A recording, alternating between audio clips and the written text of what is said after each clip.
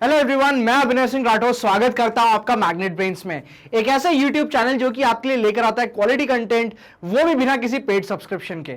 आज हम बेसिकली चालू करने वाले हैं नेचुरल रिसोर्सेज ऑफ इंडिया। आज सबसे पहला पार्ट इसके बारे में देखेंगे, तो आइए चालू करते हैं हम आज का वीडियो। सबसे पहले हमारे सामने शब्द आता है क्या, रिसोर्सेज, कि सर रिसोर्सेज बेसिकली है क्या।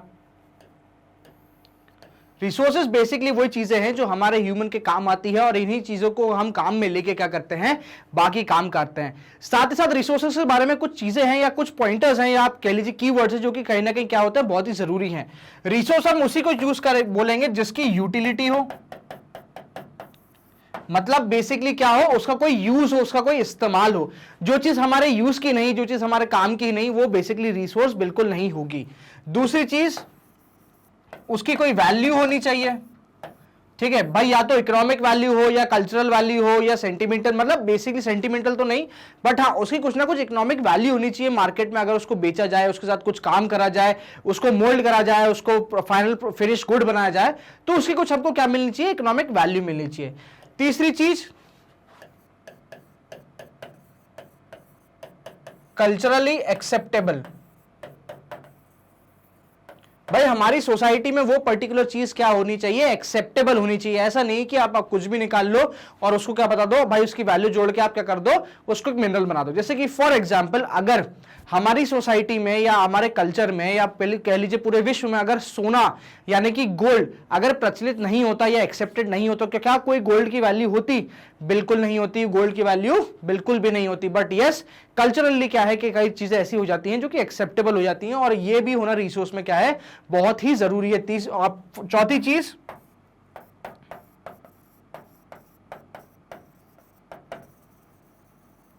टेक्नोलॉजिकली एक्सेसिबल हो।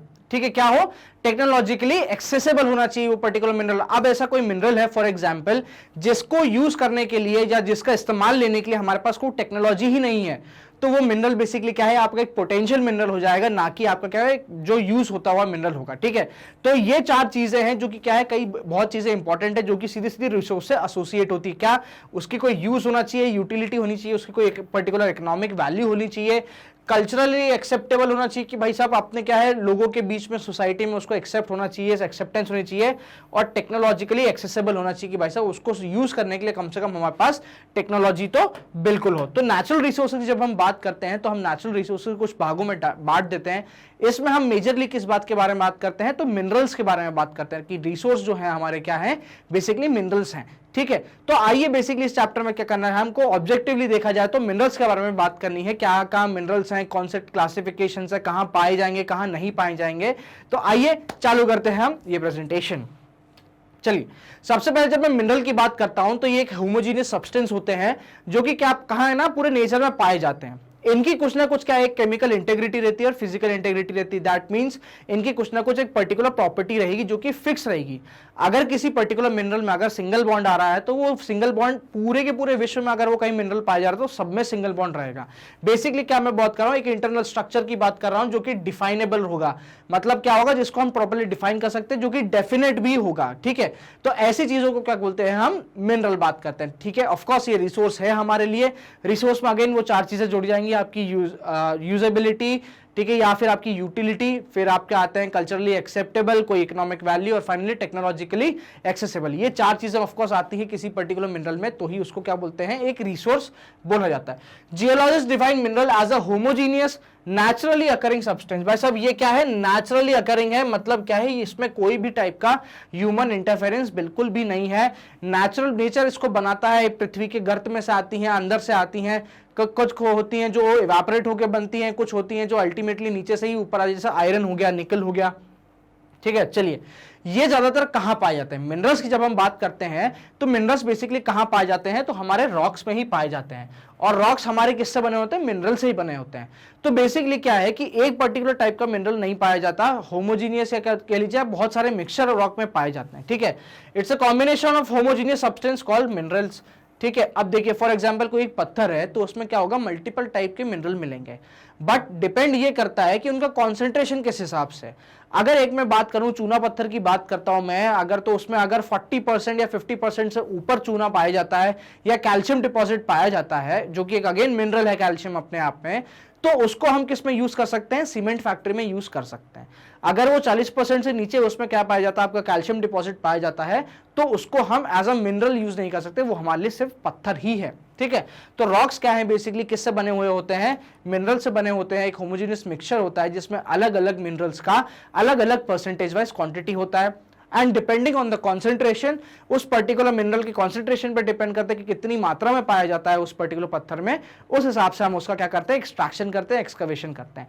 अब देखिए, अब जैसे फॉर एग्जांपल हमारे लिए क्या है, कैल्शियम जो है उसमें आपके लाइमस्टोन में वो जरूरी है, बट इसका मतलब ये नहीं है कि एक पत्थर जिसमें 10% निकल रहा है कैल्शियम, उस 10% को निकाल लो, भाई वो इकोनॉमिकली फीसिबल नहीं है हमारे लिए।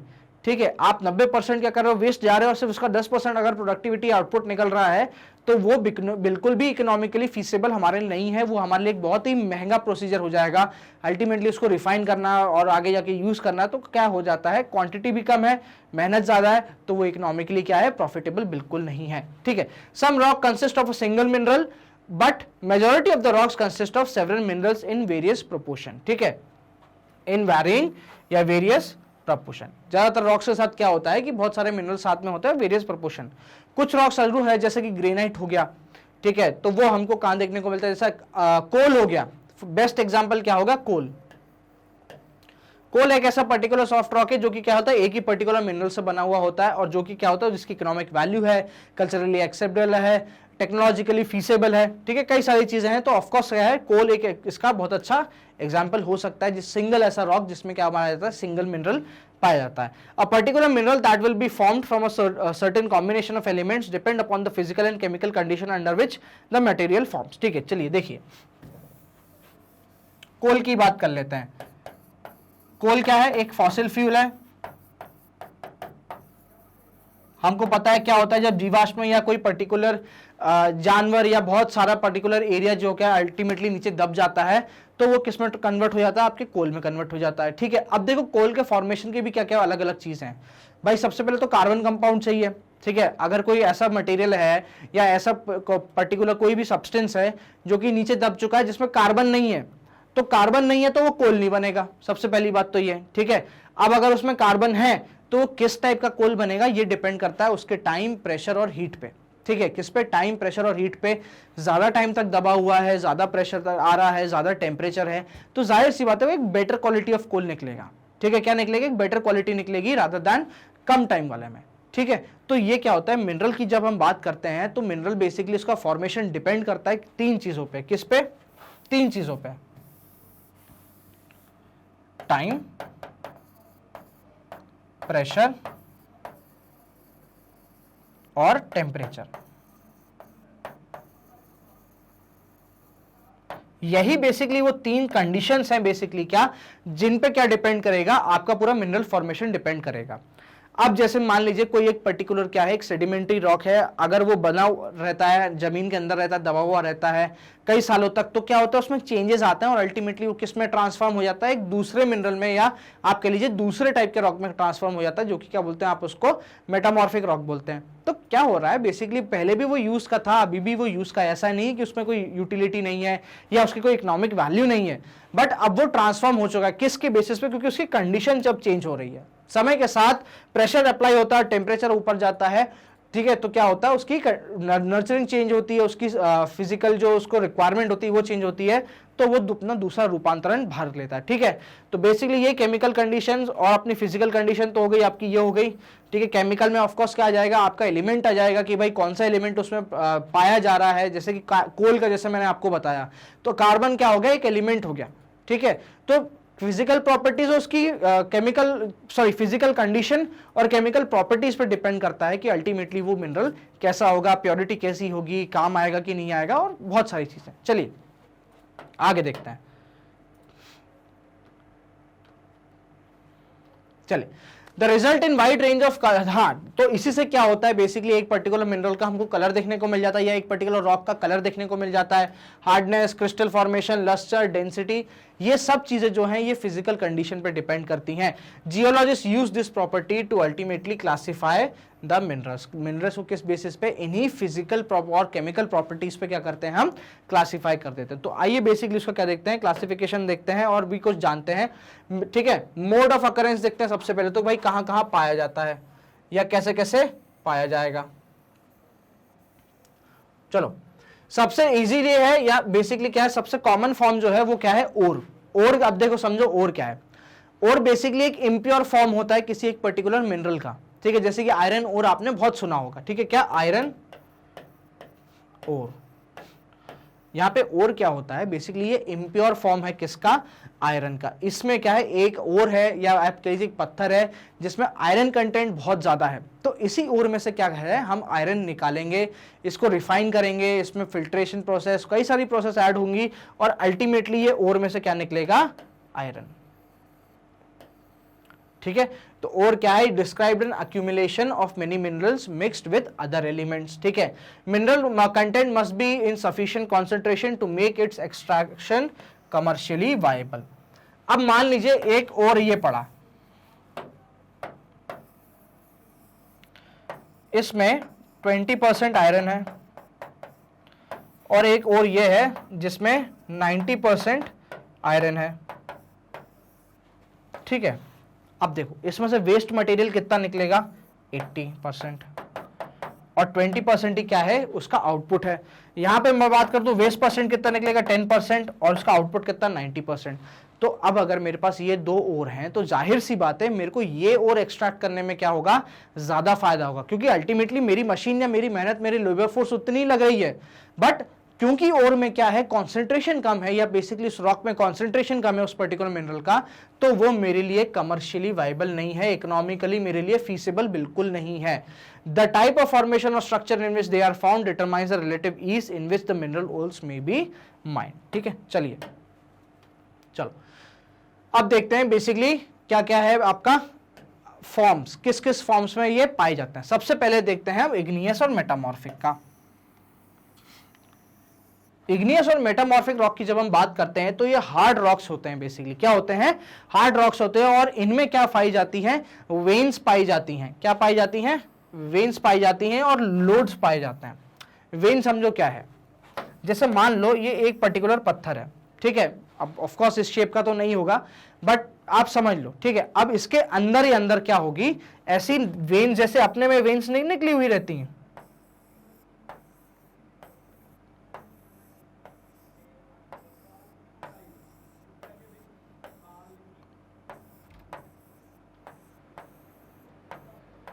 ऐसे क्या है, इसमें वेन्स निकली हुई रहेंगे, ठीक है। अब क्या होता है, इन्हीं वेन्स के बीच में क्या होता है, अल्टीमेटली ये हमको क्या मिलते हैं, मिनरल मिलते हैं। अब समझो ये वेन्स बेसिकली हुई क्या, अब पत्थर क्या है, दबा हुआ है, आपकी जमीन के अंदर दबा हुआ है, प्रेशर है, क्रैक पड़ता है, क्रैक पड़ने से वेन्स बन जाती हैं। इन्हीं वेन्स में से क्या है, नीचे से आता है आपका क्या, पर्टिकुलर मिनरल, नीचे से ऊपर आया, यहां तक ऊपर जैसे आते आते आते आते ठंडा हो जाता है और इन्हीं वेन्स में जम जाता है। लोड्स की मैं बात करता हूं तो लोड्स मतलब बेसिकली एक गठरा सा हो जाता है, एक गठान सी बन जाती है। इन्हीं मिनरल्स के बीच में क्या होता है, इन्हीं रॉक्स के बीच में कई बार हमको क्या मिलती है, गठाने से मिलती है ऐसी, ठीक है। तो वो हो जाते हैं आपके क्या, लोड्स हो जाते हैं। अगेन क्या होता है, ये एक पर्टिकुलर गैप रहता है इनके फॉर्मेशन के टाइम पे, एंड अल्टीमेटली क्या होता है, जब नीचे से कोई एक्टिविटी आती है ऊपर, वोल्केनिक एक्टिविटी के लिए, सिस्मिक एक्टिविटी के लीजिए, तो क्या होती है, ये बेसिकली मिनरल्स ऊपर आते हैं, और जैसे जैसे ये सतह के पास आते जाते हैं वैसे वैसे ये ठंडे हो जाते हैं। तो जब हम इग्नियस और मेटामॉर्फिक रॉक की बात करते हैं, mainly occur in the cracks, crevices, faults और joint. The smaller occurrence are called veins and the larger are called lodes, ठीक है। They are formed when mineral is liquid और मोल्टन, ठीक है, और gaseous form are forced upwards through cavities towards the earth surface. They cool down and solidify, ठीक है, as they rise, ठीक है। मेजर मेटालिक मिनरल जो होते हैं जैसे कि टिन, कॉपर, जिंक, लेड, ये सब जो आयरन वगैरह ये सब जो है, ये हमको इस पर्टिकुलर फॉर्म में देखने को मिलता है, जो कि कहां, वेन्स और लोड्स में से एक्सट्रैक्ट होता है। तो मेटामॉर्फिक और इग्नियस रॉक की बात करता हूं तो हमको दो ही फॉर्म में मिलते हैं, क्या, एक तो वेन्स जो आपकी थोड़ी छोटी छोटी नसें होंगी, छोटे छोटे क्रैक्स डेवलप होते हैं उनमें, और फाइनली लोड्स जो क्या होता है, मोटे मोटे से गठरे बन जाते हैं, उसमें गठाने बन जाती हैं, वो हो जाती है आपकी क्या, बेसिक लोड्स, ठीक है। चलिए सेडिमेंट्री रॉक्स की बात करते हैं। देखिए पहले सबसे पहले प्रोसेस समझिए सेडिमेंटेशन का।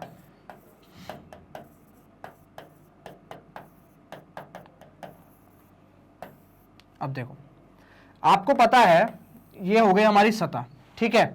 इसके ऊपर अब क्या होगा, ये सेडिमेंट्स की लेयर जमती रहेगी। अब ये सेडिमेंट की डिपोजिशन की जो है ना लेयर्स हैं, ये किसी भी फैक्टर से बन सकती हैं, या आप कह लीजिए भाई विंड का मूवमेंट हो गया, फ्लड हो गया, कोई नेचुरल कैलामिटी हो गई, तो अल्टीमेटली इन सेडिमेंट्स का जमना, सेडिमेंट्स भी क्या होगा, छोटे छोटे कण हो गए किसके, आपके सॉइल के। अल्टीमेटली जो सॉइल इरोजन से आप कह लीजिए कोई पर्टिकुलर सॉइल आ रही है या टॉप सॉइल का लेयर आ रहा है, या आप कह लीजिए जो सेडिमेंट्स आते हैं छोटे छोटे टुकड़े, छोटे छोटे बहुत छोटे छोटे पार्टिकल्स होते हैं जो कि अल्टीमेटली टॉप सॉइल बनाते हैं, उन लेयर्स का ऐसा परत वाइज जमती है वो, ठीक है। वो कभी भी एक रॉक फॉर्मेशन नहीं करेगी, वो हमेशा परत में पाई जाएगी, ठीक है।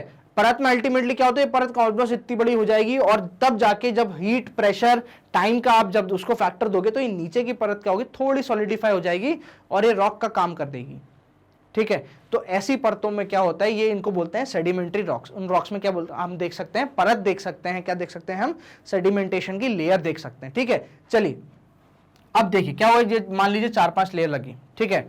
अब आप समझ लीजिए कि भाई फॉर एग्जाम्पल एक बहुत बड़ा एरिया था जिसके पेड़ पौधे यहां दब गए, कुछ मान लीजिए अर्थक्वेक आ गया, भूकंप आ गया, वोल्केनिक एक्टिविटी तो नहीं होगी, खैर हाँ आप कह सकते हैं कि धरती फट गई, कोई फॉल्ट आ गया, टेक्टोनिक एक्टिविटी हो गई, तब क्या हुआ, ये इतने सारे पेड़ जो हैं वो दब गए।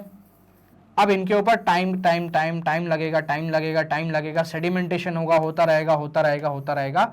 अल्टीमेटली एक टाइम ऐसा आएगा जब इस पर्टिकुलर चीज पे इंटेंस हीट, प्रेशर और टाइम, ये 3 फिजिकल कंडीशन इस पे एक्ट करेगी, और अब ये जो चीज दबी है उसके केमिकल कंटेंट पे डिपेंड ये करता है कि ये किस में कन्वर्ट होगी। ज्यादातर ये बोलते हैं कि सेडिमेंट्स के बीच में हमको अगर कोई कार्बन कंपाउंड दबता है तो हम उसको बेसिकली क्या बोलते हैं, वो पेट्रोलियम में कन्वर्ट हो जाता है, ठीक है। तो क्या होगा, ये हॉरिजॉन्टल फॉल्ट्स जो हैं या ये हॉरिजॉन्टल लेयर जो बन गई हैं, इन्हीं के बीच में क्या बोलते हैं, मिनरल्स पाए जाते हैं सेडिमेंट्री रॉक्स में। तो सेडिमेंट्री रॉक्स में कभी भी हमको वेन देखने को नहीं मिलेगी, लोड देखने को नहीं मिलेगा। मिनरल हमको कहां मिलेगा, इन्हीं सेडिमेंट्स के बीच में हमको मिनरल मिल जाएगा, कभी यहां मिलेगा, कभी वहां मिलेगा, कभी यहां मिलेगा। तो बेसिकली क्या, सेडिमेंट की लेयर के बीच में ही हमको बेसिकली क्या है, सेडिमेंट्री रॉक्स में मिनरल मिलता है। तो in sedimentary rocks a number of minerals occur in beds और लेयर्स, ठीक है। क्या बोला जाता है इनको, बेड या layer. They have been formed as a result of deposition, accumulation and concentration in horizontal strata। horizontal strata का मतलब ये वाला ही हुआ कि भाई इसके बीच में जैसे मान लो ऐसे सेडिमेंट ये आ गया,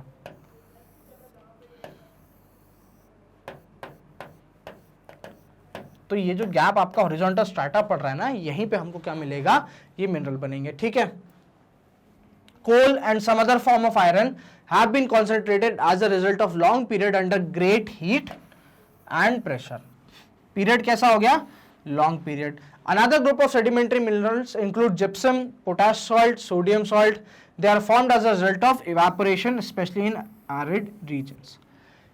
ठीक है, जिप्सम हो गया जो बेसिकली नॉन मेटालिक मिनरल्स जो हो गए, सॉल्ट वगैरह जो हो गया आपका, ये किसके बेसिस पे मिलता है हमको, इवेपोरेशन के उसमें हमको देखने को मिल जाता है। जब एरिड रीजन्स में इवेपोरेशन होता है तो अल्टीमेटली जमीन से भी पानी निकलता है, और आप जानते हैं कि अगर खारा पानी को इवेपोरेट करा जाए तो रेसिड्यू क्या रहेगा आपका, सॉल्ट रहेगा। चलिए, decomposition of surface rock and the removal of soluble contents leaving a residual mass of weathered material contains ores। अब देखिए कोई फॉर एग्जांपल क्या है, 6 पत्थर रखे हुए हैं, A, B, C, D, E और F, ठीक है। अब आप जानते हो कि अब क्या होगा, इन पे एक्ट होगा क्या, एक्सटर्नल फोर्स,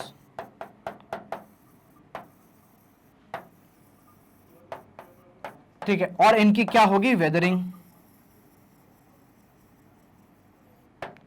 ठीक है। वेदरिंग से क्या होगा, इनका जो सॉइल कंटेंट है वो निकल जाएगा, ठीक है।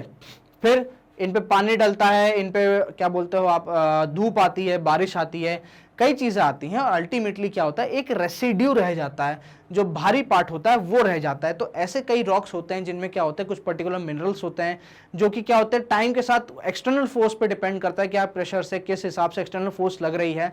तो with time and the application of external forces वो क्या होते हैं, इरोड हो जाते हैं, या आप कह लीजिए कि वो क्या होता है, डाइल्यूट हो जाते हैं और अल्टीमेटली कुछ एक पर्टिकुलर चीजें रेसिड्यू रख देते हैं। उन रेसिड्यूज में भी हमको क्या मिलते हैं, मिनरल्स मिल जाते हैं, जैसे कि बॉक्साइट, ऐसे ही हमको क्या बोलते हैं, बॉक्साइट मिलता है।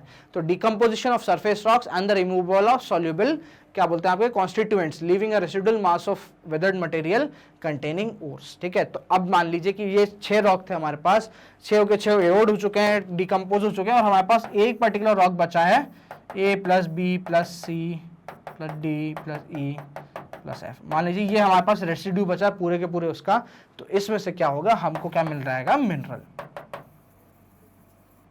ये क्या हो जाएगा आपका ओर, ये हो जाएगा ओर, और इसी में से हम क्या कर सकते हैं, ओर में से मिनरल को एक्सट्रैक्ट कर सकते हैं। ठीक है, चलिए, सर्टेन मिनरल्स में अकर एज अलुवियल डिपॉजिट्स।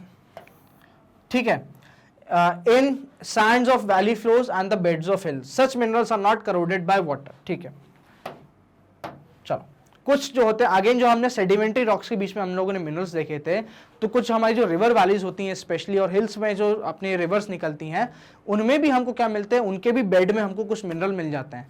इन मिनरल्स की खासियत ये होती है कि ये पानी से खराब नहीं होते, मतलब करोजन इनका नहीं होता पानी से। तो ऐसे कौन से हैं, तो गोल्ड, सिल्वर, टिन, प्लैटिनम, ये हैं। तो इसी के लिए क्या होता है, ये बहुत ही कम मिलते हैं, बहुत ही क्या बोलते हैं, रेयर मिलते हैं। तो इसलिए ये क्या होता है, काफी इंपॉर्टेंट हो जाते हैं, इकोनॉमिक वैल्यू इनकी मिनरल्स की काफी सही होती है, काफी ज्यादा होती है। ठीक है, चलिए, ओशन वाटर की मैं बात करता हूं, तो ओशन वाटर में सब क्या होता है, पूरा का पूरा सॉल्टी। ठीक है, ओशन वाटर क्या होता है, सॉल्टी होता है, बहुत सारे मिनरल्स होते हैं, बट क्या होता है, क्योंकि पानी ऑलमोस्ट क्या है आपका 2/3 ऑफ द सरफेस रखता है, बहुत ज्यादा पानी है, तो क्या होता है, डिफ्यूजन की मात्रा बहुत ज्यादा होती है, मतलब इनका कॉन्सेंट्रेशन किसी एक पर्टिकुलर जगह पे हमको ज्यादा देखने को नहीं मिलता, ये इवनली डिस्ट्रीब्यूट कह लीजिए, या आप कह लीजिए कि भाई बहुत ज्यादा डिफ्यूजन है कंपेरेटिव टू वाटर।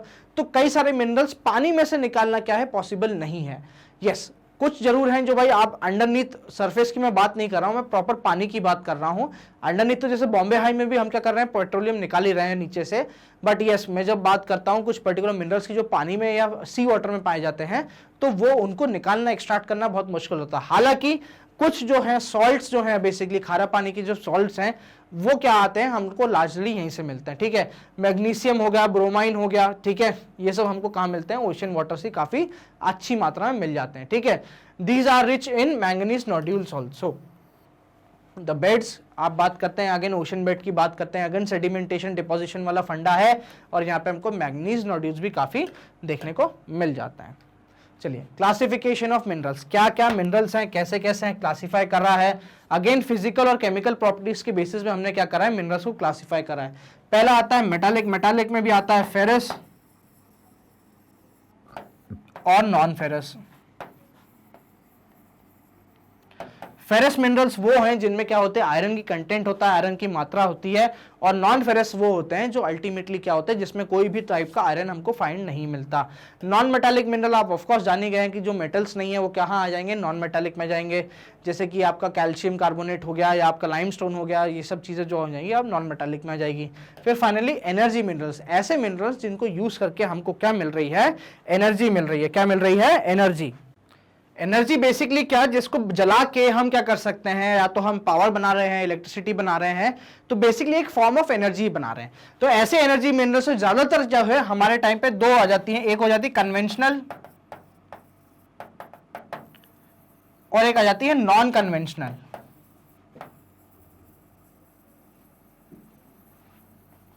कन्वेंशनल वो सोर्स होते हैं या वो ऐसी एनर्जी मिनरल्स होते हैं जिनको हम काफी टाइम से यूज करते आ रहे हैं, या जिसके यूज से हम क्या हैं, बहुत आदी हैं। ठीक है, नॉन कन्वेंशनल बेसिकली वो होते हैं जो अभी अभी जिनमें क्या होती है, डेवलपमेंट देखने को मिल रहा है, जैसे कि आप सोलर ले लीजिए, आप क्या ले लीजिए, आप न्यूक्लियर एनर्जी ले लीजिए। ठीक है, जियोथर्मल एनर्जी ले लीजिए, टाइडल एनर्जी ले लीजिए। तो ऐसी बेसिकली एनर्जी रिसोर्सेज किस में आते हैं, आपके नॉन कन्वेंशनल में आते हैं, जो कि क्या है, जिनका प्रचलन अभी रिसेंटली चालू हुआ है या आपके लिए इतना डेवलपमेंट नहीं है। और कन्वेंशनल वो है जो हमारे बाबा आदम के जमाने से चले आ रहे हैं, जैसे कि कोल हो गया, फायरवुड हो गया, पेट्रोलियम हो गया, ठीक है, ये सब चीजें। चलिए, तो ऐसे बेसिकली हमने क्लासिफाई करा हमारे पूरे मिनरल्स को। चलिए, India have fairly rich and varied mineral resources, however these are unevenly distributed. Unevenly distributed क्यों है? सबसे पहली बात तो हमारे पास सामने ये आ जाती है, देखो जैसा कि अभी अपन ने देखा, इनके अकरेंस में बात करी है, तो एक तो हमको कहां मिलेगा भाई, हमारे इग्नियस में,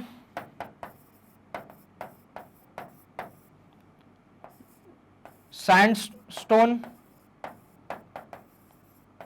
ठीक है, या बेसिकली सेडिमेंटेशन, और तीसरा मेटामॉर्फिक, ठीक है। अब सबसे पहले इग्नियस रॉक हमको कहां मिलेगा?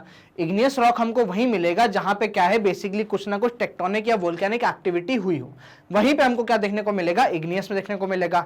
सैंडस्टोन हमको कहां देखने को मिलेगा? जहां पे कहीं ना कहीं अपने को क्या होता है, बहुत सारा रिलीफ में देखने को मिल जाता है, अक्यूमुलेशन ऑफ सैंड होता है, या डिपोजिशन ऑफ सैंड होता है, या कह लीजिए डिपोजिशनल ऑफ सेडिमेंट्स होते हैं, तो वहां हमको क्या देखने को मिल जाएगा, सैंडस्टोन के अंदर मिनरल देखने को मिल जाएंगे।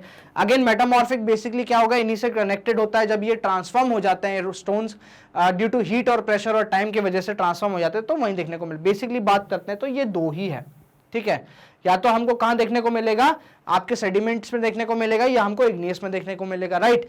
अब ये पत्थर इवनली डिस्ट्रीब्यूट तो नहीं है, जैसा कि मैंने आपको इग्नियस का एग्जांपल लेके बताया कि इग्नियस आपको कहां मिलेगा, जहां जहां आपकी वोल्केनिक एक्टिविटी हुई है वहां वहां आपको क्या मिलेगा, इग्नियस रॉक मिलेगा। अब रॉक में क्या मिल रहा है आपको, मिनरल मिल रहा है, ठीक है। रॉक में क्या मिल रहा है, बेसिकली रॉक क्या है, होमोजीनियस मिनरल का अक्यूमुलेशन है, राइट।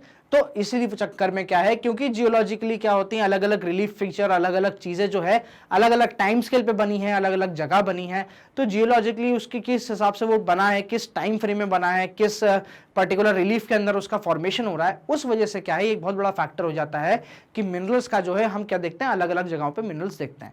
अब जैसे फॉर एग्जांपल हम मिडिल ईस्ट ले लेते हैं, तो मिडिल ईस्ट में एक पर्टिकुलर टाइप ऑफ मिनरल हमको बहुत देखने को मिलता है, जो कि है आपका क्या, क्रूड ऑयल। वहीं हम बात करते हैं कोल की या आयरन की, तो वो रशिया और चाइना में हमको काफी देखने को मिल जाता है, ठीक है। तो इसलिए बेसिकली क्या है, अलग अलग जगहों पे अलग अलग कॉन्सेंट्रेशन ऑफ मिनरल हमको देखने को मिल जाता है। Peninsular rock contain most of the reserves of coal, metallic minerals, mica and many other non metallic minerals, ठीक है। पेनिनसुलर प्लाटू, अगेन देखो पेनिनसुलर रॉक क्या हो गया, गोंडवाना लैंडमास, राइट। हमने देखो याद करो हमारा physical features of India, Gondwana land की जब हमने बात करी थी, या हमने पेनिनसुलर प्लाटू की जब हमने बात करी थी, तो वो क्या था, गोंडवाना लैंड मास से रिलेट करता था, मतलब one of the most oldest land form. तो ओल्डेस्ट लैंड फॉर्म की बात हो रही, तो ज्यादातर हमको कॉन्सेंट्रेशन मिनरल कहां देखने को मिलेगा, यहीं देखने को मिलेगा। Sedimentary rocks on the western and eastern flanks of peninsula in Gujarat Assam have most of the petroleum deposit, ठीक है। गुजरात की बात करते हैं, आलिया बेत, खालिया बेत, असम की दिग्बोई की बात करते हैं, तो हमको वहां क्या देखने को मिलता है, पेट्रोलियम डिपॉजिट देखने को मिलता है। कैसे रॉक्स है, तो ये सेडिमेंट्री रॉक्स है, ठीक है। चलिए राजस्थान की बात करते हैं, राजस्थान का रॉक सिस्टम की बात कर लेते हैं। अगेन अरावली की बात आ जाती है, अपने आप में क्या होता है, वो भी बहुत पुराने रॉक से बहुत पुराना लैंड फॉर्म है, ठीक है। तो काफी नॉन फेरस देखने को मिल जाता है हमको यहाँ पे। एलुवियल प्लेस ऑफ इंडिया जो है वो इकोनॉमिक मिनरल से डिवॉइड है, यहाँ हमको सोने की खदानें, चांदी की, प्लैटिनम की खदानें यहीं देखने को मिलती, क्योंकि क्या है, ये रिसेंट मोस्ट पे है, क्या है, रिसेंट मोस्ट स्ट्रक्चर है।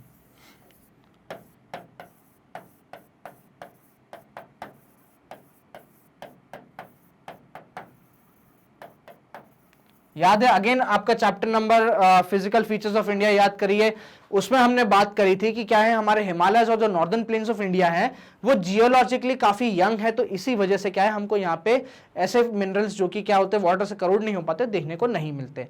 Variation exist largely because of the difference in the geological structure, process and time involved in the formation of minerals. Concentration of minerals in the ore, the ease of extraction and closeness to the market play a very important role in affecting the economic viability of a resource. क्या क्या factors हैं, देखो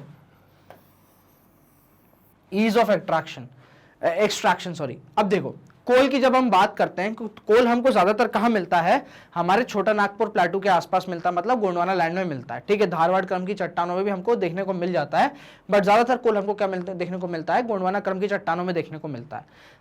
थोड़ा बहुत कोल या quality of coal हमको trans Himalaya में भी देखने को मिलता है, बट वो एक्सट्रैक्शन में बहुत डिफिकल्ट है, वहां ईज ऑफ अट्रैक्शन बिल्कुल नहीं है, तो वहां से कोल निकालना ऑलमोस्ट कोई सेंस नहीं बनता। क्लोजनेस टू मार्केट, ठीक है, क्लोजनेस टू मार्केट की जब बात आती है तो भाई कहां तक आपके मार्केट है जहां आप उसको प्रॉपर्ली बेच सकते हो, वहां पे ट्रांसपोर्टेशन फैसिलिटीज कैसी है, इलेक्ट्रिकल फैसिलिटीज कैसी हैं, ये सब भी बेसिकली क्या होती है, उस रिसोर्स की वायबिलिटी को बहुत इफेक्ट करती है, और उसकी क्या है, आपकी एक्सट्रैक्शन की मतलब प्रोसेस की कितना प्रॉफिट होगा, कितना लॉस होगा, उन सब चीजों को काफी इफेक्ट करता है, ठीक है। चलिए सबसे पहले हम बात करने जा रहे हैं किसकी, फेरस मिनरल की। फेरस मिनरल अगेन वो जिनमें क्या होता है, आयरन कंटेंट, ठीक है। चलो ठीक है, ferrous mineral amount for almost 3/4 of total value, ठीक है, of the production of metallic minerals, ठीक है। Provide a strong base for development of metallurgical industries. Iron की बात हो रही है, स्टील की बात हो रही है यहाँ पे, तो बेसिकली क्या है, हम किसकी बात कर रहे हैं, हमारे इंफ्रास्ट्रक्चर की। इंफ्रास्ट्रक्चर इंडस्ट्रीज की बात करते हैं तो हमारे नाम पे, हमारे मन में सबसे पहले क्या नाम आता है, तो आपका आयरन एंड स्टील इंडस्ट्री। चलिए नेक्स्ट हम बात करते हैं आयरन ओर के बारे में। आयरन ओर क्या है, हमको बेसिकली देखिए अगेन आयरन ओर क्या हो गया, एक इम्प्योर फॉर्म हो गया किसका, आयरन का। जब हम आयरन की बात करते हैं अगेन हम क्या बोल रहे हैं, बेसिकली एक ओर में उसके कॉन्सेंट्रेशन के डिपेंड करता है कि वो बेसिकली उसकी क्वालिटी कैसी है। आयरन में हमारे यहाँ पे इंडिया में हमको दो क्वालिटी के मिलते हैं, क्या है, सबसे पहले तो मैग्नेटाइट जिसमें कि 70% आयरन होता है, दूसरा हेमाटाइट जिसमें कि थोड़ा कंपैरेटिवली कम होता है, ठीक है। चलिए बात करते हैं बेसिकली इसके मैग्नेटाइट के बारे में, तो एक्सीलेंट मैग्नेटिक क्वालिटीज होती हैं, और साथ ही साथ किसमें, इलेक्ट्रिकल फील्ड्स में या इलेक्ट्रिकल इंडस्ट्री में इसका यूज होता है, ठीक है। इंडस्ट्रियल यूज में हेमाटाइट का होता है। चलिए बेसिकली अब देखो सबसे मेजर चीज हमारे यहाँ पे मेजर आयरन बेल्ट, ठीक है, सबसे पहला सबसे इंपॉर्टेंट आ जाता है आपका कौन सा, उड़ीसा झारखंड वाला बेल्ट, ठीक है, जो कि हाई ग्रेड हेमाटाइट हमको प्रोवाइड करता है। अपने बादामपुर माइंस हो गई, ठीक है, मयूरभंज और केंदुर्जर डिस्ट्रिक्ट हो गए, ठीक है, सिंगभूम डिस्ट्रिक्ट ऑफ झारखंड हो गया, यहाँ पे हेमाटाइट का मिल जाता है। गोवा में भी हमको क्या मिल जाता है, काफी देखने को मिल जाता है। नेक्स्ट हम बात करते हैं दुर्ग, बस्तर, चंद्रपुर, ये छत्तीसगढ़ वाला बेल्ट आ गया आपका, छत्तीसगढ़ महाराष्ट्र वाला बेल्ट आ गया, ठीक है। ये कौन सा आ गया आपका, छोटा नागपुर, ये आ गया आपका छत्तीसगढ़ महाराष्ट्र वाला बेल्ट आ गया, ठीक है। हाई ग्रेड हेमाटाइट यहां से मिल जाता है, ठीक है। बलिया दिला रेंज ऑफ हिल्स जो है, बलिया दिला हिल्स है, ये सबसे बहुत ही फेमस है बेसिकली बस्तर डिस्ट्रिक्ट में, जहां पे हमको क्या मिलता है, बहुत ही ज्यादा अच्छा मिनरल कंटेंट मिल जाता है। बस्तर डिस्ट्रिक्ट के बारे में एक और चीज ध्यान रखो, यहाँ पे क्या है, आपके कई सारे ऐसे ट्राइबल्स रहते हैं, कई सारे क्या रहते हैं, यहाँ पे लोग रहते हैं जो कि यहाँ पे माइनिंग करने को नहीं देते हैं। इनको बोलते हैं क्या, नक्सलवादी। ये क्या बोलते हैं कि भाई साहब हमें डेवलपमेंट नहीं चाहिए, हमें हमारी संस्कृति को प्रोटेक्ट करना है, हमें नेचर को प्रोटेक्ट करना है, हम जो है आपको यहाँ पे माइन बिल्कुल नहीं करने देंगे। तो ये बस्तर डिस्ट्रिक्ट जो है ज्यादातर ये क्या है, बहुत ही अनस्टेबल एरिया है, बहुत ही क्या है, वायलेंट एरिया। चलिए it has best physical properties needed for steel making. Haematite की बात हो रही है यहाँ पे, मैग्नेटाइट की नहीं हो रही, ठीक है। Iron ore from this mines is exported to Japan and South Korea via Visakhapatnam port. चलिए ठीक है, अब देखो अब साउथ में आ जाते हैं कि साउथ में कहां कहां मिलता है, तो बल्लारी चित्रदुर्ग हो गया, चिकमंगलूर हो गया, तकमूर बेल्ट हो गया, कर्नाटक में कुद्रेमुख माइंस हो गई, काफी इंपॉर्टेंट माइंस होती हैं यहाँ पे अपने पूरे वेस्टर्न घाट कर्नाटका में, जहां का 100% एक्सपोर्ट यूनिट है, known to be one of the largest in the world. ठीक है, चलो महाराष्ट्र गोवा बेल्ट की बात करते हैं। रत्नागिरी डिस्ट्रिक्ट कहां का, आपका महाराष्ट्र का, और गोवा का जो पूरा एरिया है, यहाँ पे हमको बहुत ही लो ग्रेड मिलता है, बट लो ग्रेड होने के बावजूद ये क्या है, प्रॉपर तरीके से यहाँ पे हम क्या कर रहे हैं, उसका एक्सप्लॉयटेशन कर रहे हैं, उसका प्रॉपर यूज ले रहे हैं। चलिए मैंगनीज की बात करते हैं। मैंगनीज बेसिकली किसमें यूज होता है, स्टील और फेरो मैंगनीज अलॉय बनाने में। ठीक है, स्टील और फेरो मैंगनीज अलॉय बनाने में यूज होता है। 10 किलो मैंगनीज में 1 टन ऑफ स्टील लग जाता है। ठीक है, also use in manufacturing bleaching powder, insecticides and paints. चलिए नेक्स्ट हम बात करते हैं नॉन फेरस मिनरल के बारे में। तो कॉपर, बॉक्साइट, लेड, जिंक, ये सब क्या हो जाते हैं आपके नॉन फेरस मिनरल्स हो जाते हैं। क्या हो जाते हैं आपके नॉन फेरस मिनरल्स हो जाते हैं। तो ये सब क्या ज्यादातर क्या इलेक्ट्रिकल इंडस्ट्रीज में काफी यूज होता है, आपके अग्नि प्रतिरोधक में भी क्या होता है, इसका काफी यूज होता है। चलिए बेल्ट देख लेते हैं। मेजर ऑयल फील्ड्स अपने को, आयरन ऑयल फील्ड्स, और जो अपने बेसिकली इंपॉर्टेंट जगह है जहां पे हमको आयरन, मैंगनीज, बॉक्साइट और माइका देखने को मिल जाता है। सबसे पहले देखो यहां आ जाओ, आपका छोटा नागपुर प्लाटू वाले एरिया में हजारीबाग हो गया, ठीक है, जो कि माइका के लिए फेमस है। देराम सुंदरबाग गोवा हो गया, मयूरगंज हो गया, खुदरजन हो गया। फिर आप ये देखो, ये आ जाओ छत्तीसगढ़ महाराष्ट्र वाले बेल्ट में आ जाओ आप, यहाँ पे आपको काफी देखने को मिल जाएगा। वेस्टर्न घाट वाले एरिया में आ जाओ आप, यहाँ पे आपको क्या देखने को मिल जाएगा, काफी आयरन देखने को मिल जाएगा। काफी इंपॉर्टेंट माइंस है, ये सब मैप अवेलेबल है आपके सीधे एनसीईआरटीज में, कोई दिक्कत नहीं है, आप वहां से भी देख सकते हो सीधा। नेक्स्ट आते हैं हम कॉपर पे। कॉपर भाई साहब एक ऐसी चीज है जो कि इलेक्ट्रिकल इंडस्ट्री की बैकबोन है। कहीं ना कहीं कॉपर की अपनी प्रॉपर्टीज की वजह से क्या है, कॉपर बहुत ही यूजफुल है इलेक्ट्रिकल इंडस्ट्रीज में। बिजली के तार हो, कुछ भी इधर से उधर भेजना हो, बिजली का करंट सबसे बड़ा बहुत अच्छा गुड कंडक्टर होता है, उस वजह से क्या होता है, ये इलेक्ट्रिकल इंडस्ट्री में काफी यूज हो जाता है, ठीक है। Critically deficient in reserve and production, ठीक है। चलो, being malleable, ductile and a good conductor, copper is mainly used in electrical cables, ठीक है, electronics and chemical industries. Balaghat mines जो है मध्य प्रदेश में, वो बहुत फेमस है। ये एशिया की सबसे बड़ी ओपन कास्ट माइंस यहाँ पे पाई जाती हैं। खेतड़ी माइंस होगी राजस्थान की, वहां से हमको काफी कॉपर देखने को मिल जाता है। सिंगभूम डिस्ट्रिक्ट होगा झारखंड का, अगेन आप which are the leading producers in India. चलिए बॉक्साइट की बात करते हैं। Several ore containing aluminium is it in a form of bauxite. Bauxite क्या हो, एल्यूमिनियम क्या है, हमको बॉक्साइट के फॉर्म में मिलता है, और बॉक्साइट से हमको एक्सट्रैक्ट करना पड़ता है क्या, एल्यूमिनियम। एल्यूमिनियम के सिलिकेट्स होते हैं बेसिकली बॉक्साइट में, जो कि हमको क्या देते हैं, एल्यूमिनियम देते हैं, ठीक है। चलो, it is a clay like substance that aluminum and later alluvium is obtained. Bauxite deposits are formed by decomposition of wide variety of rocks rich in aluminium silicates. चलो, important metal because it combine the strength of metal such as iron and with extreme lightness and with also good conductivity and great malleability. चलो, basically क्या है, यहाँ से aluminium निकलने की बात हो रही है, एरोप्लेन इंडस्ट्री की बात हो रही है।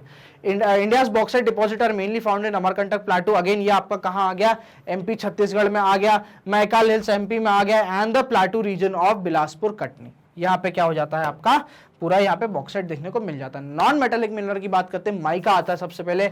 माइका क्या है, आपका प्रतिरोधक है, कहता फायर रेजिस्टेंट है। अब आप लोगों को तो पता नहीं कि हमारे टाइम पे क्या हुआ करते थे, जो फ्यूज हुआ करते थे ना, उसमें किटकैट फ्यूज हुआ करते थे, ठीक है, किटकैट फ्यूज यूज करते। तो ये किटकैट फ्यूज बेसिकली क्या था, ये किसके बने रहते थे, तो ये माइका के बने। तो क्या होता था बेसिकली, जब भी फ्यूज उड़ता था या आप कह लीजिए इलेक्ट्रिसिटी ज्यादा पहुंचती थी, तो ये माइका का फ्यूज क्या था, ब्रेक हो जाता था, तो उसको बोलते हैं किटकैट फ्यूज। तो माइका उसमें बेसिकली इसलिए यूज होता था क्योंकि माइका जो है वो बहुत ही अच्छा फायर रेजिस्टेंट मिनरल है, ठीक है। Mineral made up of series of plates और लीव्स, ठीक है, its plates easily into thin sheets.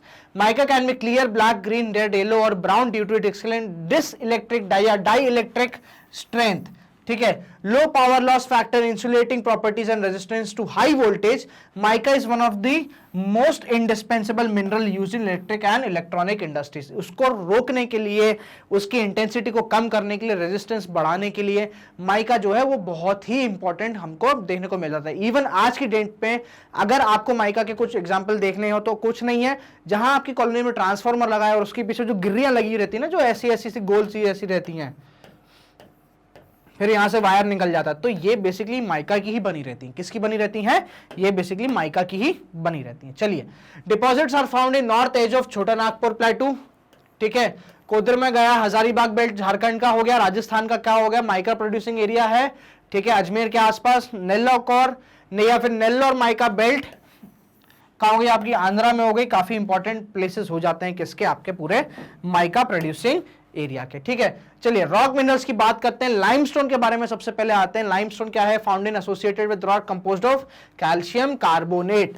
Calcium carbonate के जो से बेसिकली रॉक होते हैं। अगेन मैंने बात करी कि अगर 40 से लेके 60% से ऊपर अगर होता है कैल्शियम कार्बोनेट का कंटेंट, तो वो क्या हो जाता है, लाइमस्टोन हो जाता है, या फिर कैल्शियम एंड मैग्नीशियम कार्बोनेट भी इसमें क्या बोलते हैं, हम इनको इंक्लूड कर सकते हैं। बहुत इंपॉर्टेंट है, ये बेसिक रॉ मटेरियल है किसका, आपकी सीमेंट इंडस्ट्री का।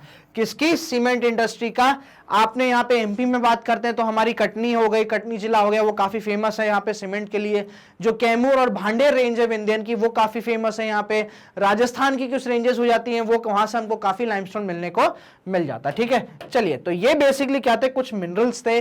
बात करने वाले हैं हम आप हमारे मैग्नेट ब्रेन्स की एक छोटी सी पहल के बारे में। देखिए magnetbrains.com क्या है, हम बेसिकली हमारी नई साइट लेकर आए हैं, साथ ही साथ हम हमारा एप्लीकेशन भी लेकर आए हैं जो कि आपको प्ले स्टोर पर आसानी से मिल जाएगा, ठीक है। फिलहाल प्ले स्टोर पे ही है, बट ठीक है, कोई बात नहीं, हम इसको कोशिश कर रहे हैं iOS पे भी लाने की। magnetbrains.com पे क्या है, कुछ नहीं है। आप देखो, आई नो आप जब YouTube पे जाते हो तो आपको बहुत सारा कंटेंट देखने को मिल जाता है, थोड़ा आप बहुत क्या हो जाते हो, कंफ्यूज हो जाते हो कि यार क्या देखना क्या नहीं देखना। कुछ नहीं है, magnetbrains.com पे जाओ, सीधा सीधा क्या होगा, आपके सामने एक पेज खुल जाएगा। ये हमारी नई वेबसाइट है, ये फर्स्ट पेज खुलेगा आपका। जैसे नीचे स्क्रॉल डाउन करोगे, देखना यहाँ पूरी की पूरी लिस्ट देखने को मिल जाएगी। जो सब्जेक्ट चूज करना, जो टॉपिक चूज करना, उस पर क्लिक कर देना। मैं मिलूंगा ओलंपियाड में। जैसे सब्जेक्ट क्लिक करोगे, आप ध्यान से देखना, यहाँ पे यार क्लास चूज करना अच्छे से, बिल्कुल सही देखना। क्या 9th क्लास में मैं आपको मिलूंगा, तो 9th पे जैसे ही आप क्लिक करोगे ओलंपियाड वाले सेक्शन में, तो आप जितने आपके गुरुजी लोग हैं, जितने आपके टीचर्स हैं, वो सब आपको यहाँ मिल जाएंगे वॉच नाउ का बटन आपके साथ लेके, ठीक है। कुछ नहीं करना, वॉच नाउ पे क्लिक करना है। जैसे ही क्लिक करोगे क्या होगा, एक नया पेज लोड होगा जो कि थोड़ा बहुत ऐसा दिखेगा। नीचे स्क्रॉल डाउन कर लेना, घबराना बिल्कुल नहीं मेरे बच्चों। यहाँ पे देखना पूरी की पूरी लिस्ट दी हुई है। जैसे ही इस प्लस पे क्लिक करोगे, अगेन यहाँ पे एक ऐसा ड्रॉप डाउन मेन्यू खुल जाएगा। देखो यहाँ पे सीधी सीधी वॉच नाउ की लिस्ट दी हुई है, पूरी डिटेल दी हुई है कि भाई इसमें 9 लेक्चर है, इसमें 4 है, इसमें 2 है, 1 है, ऐसी पूरी की पूरी डिटेल आ जाएगी। पूरा का पूरा मटेरियल यहीं आ जाएगा। जैसे ही वॉच नाउ पे क्लिक करा, जैसे इस वॉच नाउ पे क्लिक करा, YouTube प्लेयर आपके सामने वहीं खुल जाएगा। क्या होगा, ऐसे YouTube प्लेयर आपके सामने वहीं खुल जाएगा। आपको YouTube पर रिडायरेक्ट नहीं करा जाएगा, कोई लिंक नहीं दी जाएगी, सीधा सीधा YouTube with same functionality player जो है आपके सामने खुल जाएगा। तो ये छोटी सी पहल थी हमारी, बेसिकली क्या, आपकी एजुकेशन और एक्सेसिबल बनाने के लिए। आज का वीडियो कैसा लगा आप हमें कमेंट्स में जरूर बताइएगा। साथ साथ इस वीडियो को ढेर सारा लाइक करिए, ढेर सारा प्यार दीजिए, शेयर तो करते रहिए, end of course magnet brains के चैनल को जरूर सब्सक्राइब करिएगा। तो thank you so much for watching this video.